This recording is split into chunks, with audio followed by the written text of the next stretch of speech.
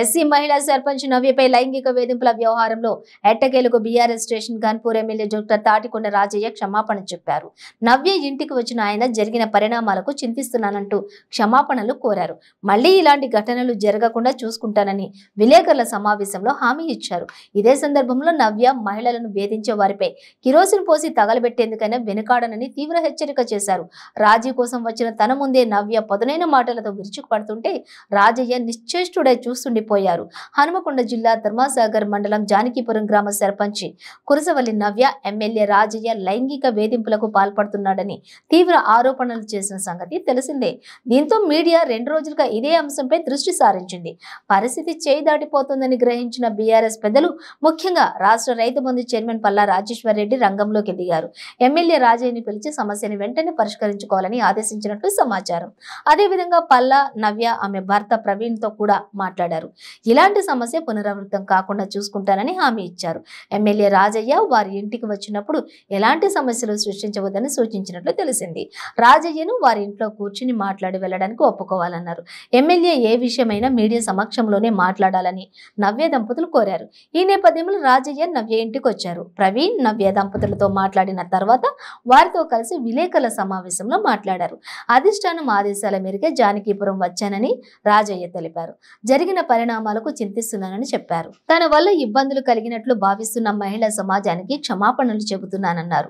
ఇలాంటి సంఘటనలు పునరావృతం కాకుండా చూసుకుంటారని హామీ ఇచ్చారు. తనకు 4 చెల్లెళ్లు ఉన్నారని, మహిళలంటే అపార గౌరవం ఉందని, మహిళల ఆత్మ గౌరవం కోసం ఊపిరి ఉన్నంత వరకు పనిచేస్తానని చెప్పారు.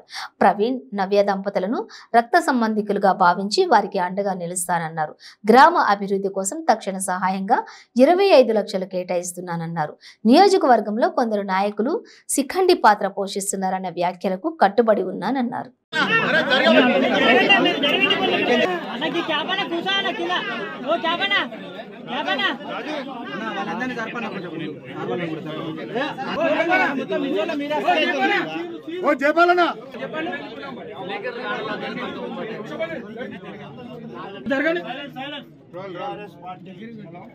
అధిష్టాన నిర్ణయం మేరకు అదేవిధంగా